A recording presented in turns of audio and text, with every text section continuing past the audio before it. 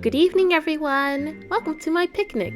If you're new here, hi! My name is Carmi. It's so nice to meet you. And if you've come back, hi! I'm so pleased to see you again. I've missed you so much. To start thumbnailing, I'm going back to the 𝔲𝔢𝔢 board I made when I first started this rebranding journey. A dedicated Pinterest board and a 𝔲𝔢𝔢 board can be very helpful tools of inspiration to look back on while you work. Jumping off from my original Little Red Riding Hood concept, I leaned into the Brothers Grimm fairy tale atmosphere for this illustration. To get some inspiration, let's research what even the Brothers Grimm is.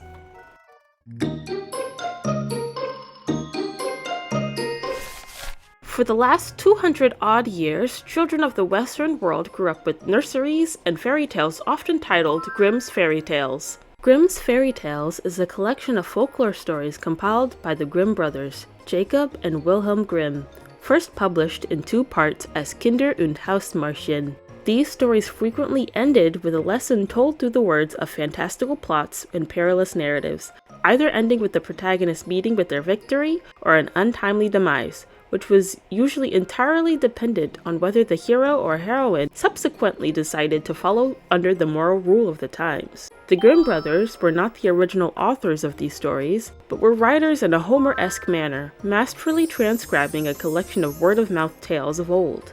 The Grimm brothers were not averse to changing folk tales, as they often inserted their personal values into the plot of these stories. There were some instances where they needed to fill in the blanks or combine a variety of dissimilar versions of the same story into one. Unfortunately, it is at times difficult to trace back the original authors and versions of some of these stories. This is why, even now, people encounter conflicting plot points depending on what country they're from. One of many stories in this collection was Little Red Riding Hood, the story I based much of my rebranding on. This tale was first authored through oral means, but the oldest written version on record was penned by the French storyteller Charles Perrault, originally titled 𝔲𝔰𝔢𝔡 in 1697. Like many folk tales of old, like the Three Little Pigs or the Tortoise of the Hare, Little Red Riding Hood doesn't have an official name for the main character. I believe that this is the case so that audience members will have an easier time putting themselves in the roles of the characters in the story. The story begins with Little Red Riding Hood departing from her home to help ail her grandmother's sickness and is sent off with some cake, a bottle of wine, and a few words of concern from her mother. Set out before it gets too hot, and while you're on your way, walk nicely and quietly without running off the path. Now, a cake and bottle of wine are odd gifts to give someone while they're sick, but in some versions of the tale, it is specified that grandma's sickness has much less to do with disease and more to do with feeling a bit under the weather. I know a lot of people whose spirits would be lifted by the sight of cake, wine, and some friendly company, so this makes more sense to me.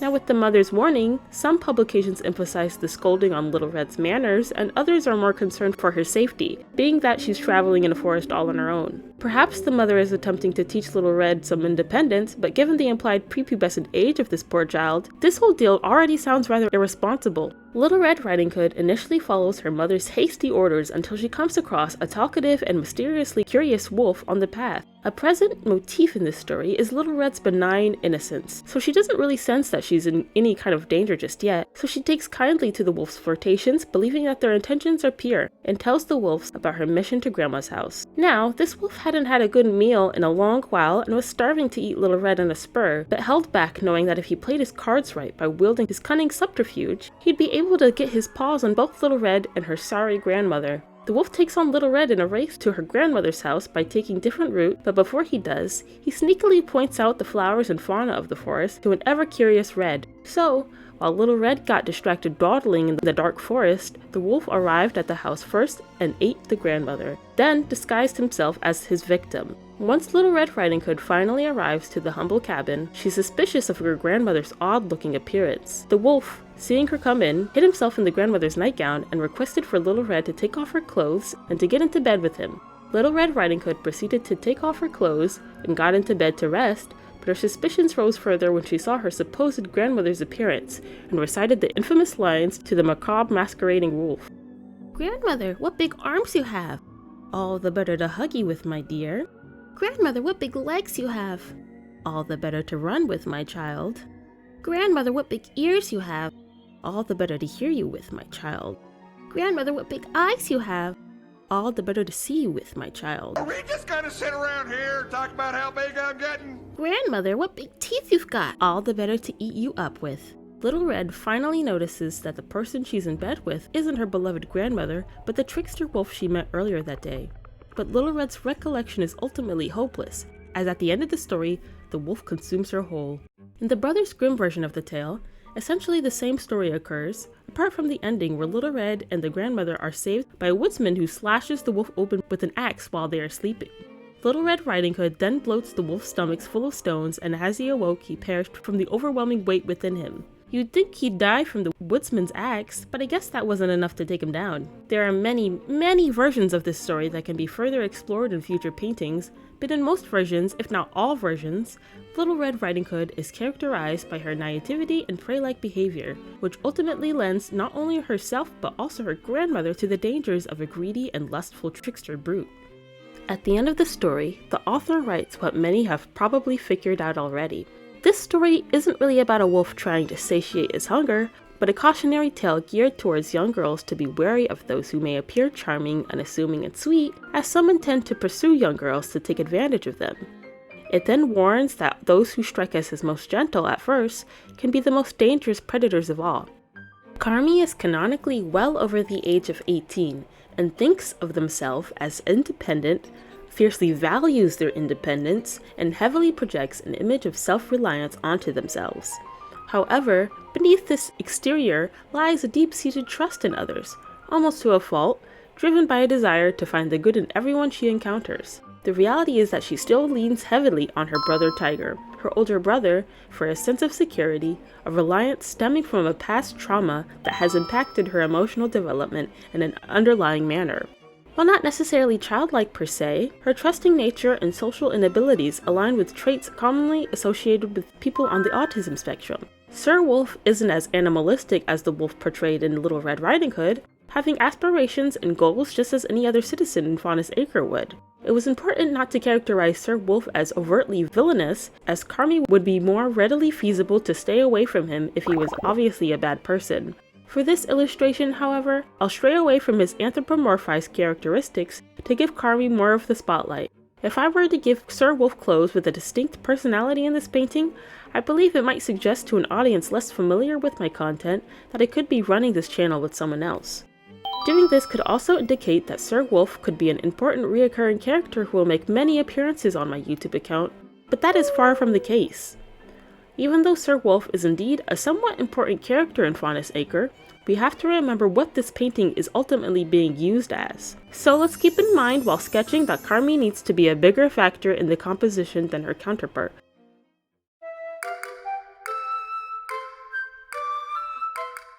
I chose to base the illustration on the rising action of the tale, when Little Red Riding Hood and the wolf first meet in the dark forest. The climax of the story, where Little Red meets the wolf once again at grandmother's house to meet her demise, would be another exciting venture to explore artistically, but I think it would put entirely too much focus on the wolf and would be a bit too distracting for a YouTube banner. We want our audience's eyes to flow naturally on the profile pic, then the banner, and finally on the thumbnails of my other videos without getting too distracted by my profile pic or my banner.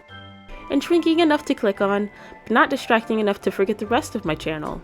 This in part means I need to make sure I'm making good thumbnails as well, but those are easier to change than the components that act as the makeup of my social media branding. In my practice, I've painted many landscapes, but tend to avoid forests due to their complexity and the stretched amount of time it takes to compose them. Because of this, I don't have much experience in painting them, but I won't avoid it anymore. I looked up various tutorials and references to train my eyes and fingers to get used to painting grass, dirt, and most importantly, trees. Lots and lots of trees.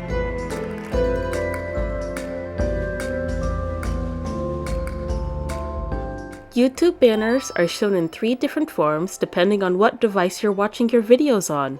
A safe area that is visible on all devices but has the smallest amount of space, a desktop version that expands the width by about 1,000 pixels, and a third option that shows everything in your banner but can only be seen by those who prefer watching YouTube on their televisions. Shout out to my television watchers! Watching YouTube on a TV strangely makes me miss cable.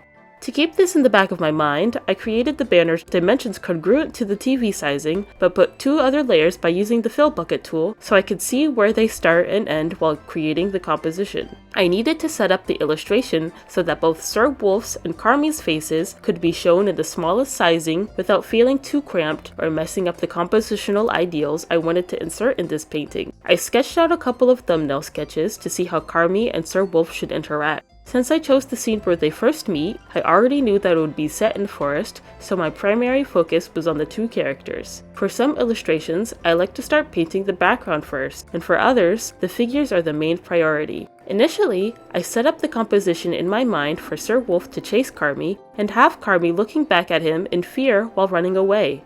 But I feel it's rather important to showcase Carmi's naivety. It's a part of why I chose this scene over the climax where Little Red Riding Hood was in direct danger. So, to push this even further, I decided to portray the scene right before they interact for the very first time. Carmi is happily skipping in the forest, unaware of her deadly fate, while 𝔲𝔯𝔢𝔡 prowls closely behind like a wild animal hunting their prey. I've sketched 𝔲𝔯𝔢𝔡 a couple of times before, but to be completely transparent, I'm still pretty unsatisfied with this design. I struggled between giving him a recognizable rabbit wolf look and the exaggerated and cartoonish features I often draw him with, but eventually landed somewhere in the middle. As I already mentioned, this illustration's setting is in a dark forest. Every time I've read Little Red Riding Hood, the images I envisioned in my head were always set in the daytime, but I flipped the switch and set it at night to increase the sense of danger. I sketched the composition to be set in an enclosed circular frame made of trees to instill the feeling of being trapped without presenting it directly.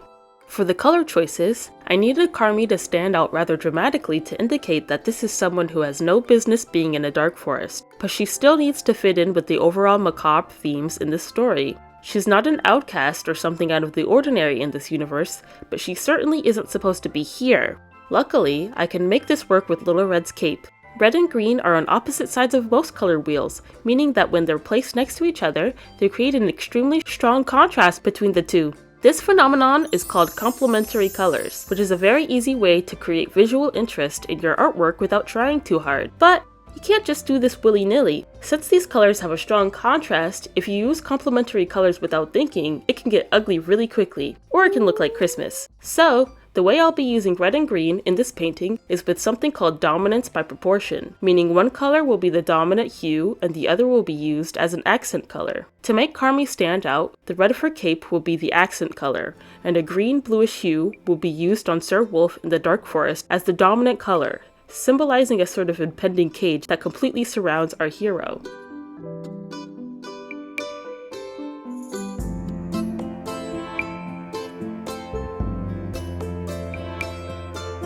When I first started rendering, I was having some trouble with how my brush was flowing with my hand. Everything looked like it was on the same plane, it was too rough so it made Carmi look out of character, and everything was much too blurry. Because of this, I thought maybe it just looked weird because all paintings look sort of ugly at the beginning of the rendering process, but my hands felt so awful painting this and I couldn't shake the uneasy feeling in my gut. So, I changed the brush I used to render Carmi to something way less painterly with much more opaqueness to it. I wouldn't say this brush has the hard and precise edges of a vector image, but its delicate softness promotes a similar sharpened integrity when compared to other digital painting brushes. I often use this brush in paintings on figures to ensure their spot as focal points, especially if I have a background that is either chaotic or when the figure is particularly small. I use the same brush while painting 𝔲𝔯𝔢𝔡's upper body, showing that he's drawing nearer and nearer to Carmi's presence, while also using the same brush that I used for the background on his lower half, connecting his form to an air of looming peril. The brush I used for the background has a softer, canvas-like texture that obscures the intense precision that a liner brush would have without becoming completely void of detail, allowing me to paint smaller objects like tree branches, bark, grass, or dirt. This brush is similar to how flat brushes can work in real life, admittedly without the controlled range one can have without switching to another tool, but it does the job well regardless. I like to use this brush because it has a similar impact that impressionistic work has, but I specifically look towards the artistry from the school of Barbizon. The Barbizon School was a mid-19th century art movement that started by the students of the academy who combined the conservative artistic values of historical paintings, the modernist uprising of Impressionism, and the appreciation of nature from the Romantic movement. I live in the part of the United States where it has a lot of forested clearings, so since I was able to observe and study the trees in my area, I went out and drew the little aspects of nature, like how the branches intertwine with each other and how the leaves of the trees crumble up together in hives, creating these full shapes that can be easier translated if simplified in the earlier stages of the painting. I was having trouble deciding on what position the moon should be in. With the foundational elements of the brushwork and character placement established, I turned my attention to how other compositional elements could enhance the narrative. The moon would be a good addition to this circular composition, but in my initial sketch, much of its visage was covered by branches and leaves. I still wanted to have that allure, so I left just one block of leaves to cover the right side of it. The moon in this painting is a sign of protectiveness. Despite this illustration taking place at night, the moon's bright glow still exerts itself to try and keep Carmi out of harm's way with its luminescence. The forest's trees try to enrapture the moon's radiance, adding a sense of danger to its portraiture. Even so, the moon still glows harshly onto the wolf's back, as to expose his sinful intentions, but Carmi is all the none wiser to its omen.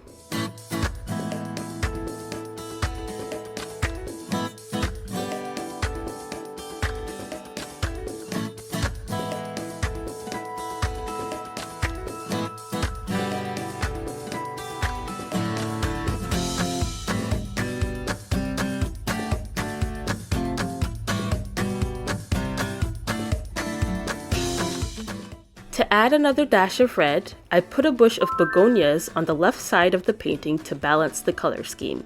I'm not fully knowledgeable about the language of flowers, but it's usually a good way for painters to communicate themes without being obvious. In Western flower symbology, begonias often notion the receiving party to stay cautious and are given out as warnings about potentially dangerous future situation. The begonia flower's message is don't be lulled into a false sense of security and stay vigilant for danger, a message Little Red didn't properly take caution to from her mother, eventually leading to her doom. The flowers attempt to give Carmi one more chance, but the amount of flora becomes denser and denser as danger draws near.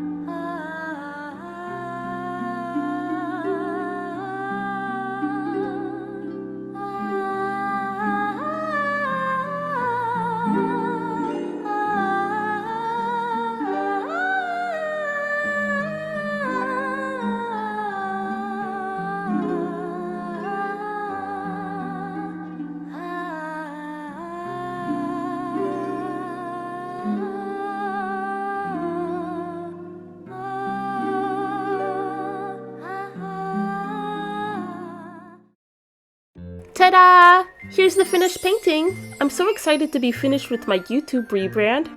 If you've been following along this whole time, thank you so much for your patience. I hope you've enjoyed watching my process and appreciate the thought I put into my work. If you've been following along into the end of this video, you now have a glimpse into my process. I hope it inspires you to unleash your own creativity and design your own banners. Think about how you can use the techniques we explored, from brush selection to symbolic placement, to create impactful visuals that communicate your unique message. What do you think of the different techniques I used in my rebrand and if they contribute to the overall feel? Does it feel right, or was I way off track? Let me know, but treat me gently if you don't mind. I'd love to hear your feedback. Thank you for joining me on this picnic, and thank you for watching until the end of my video. Let me know what you think of my new banner, and support me by subscribing and clicking the notification bell for updates on me and my work. Bye bye!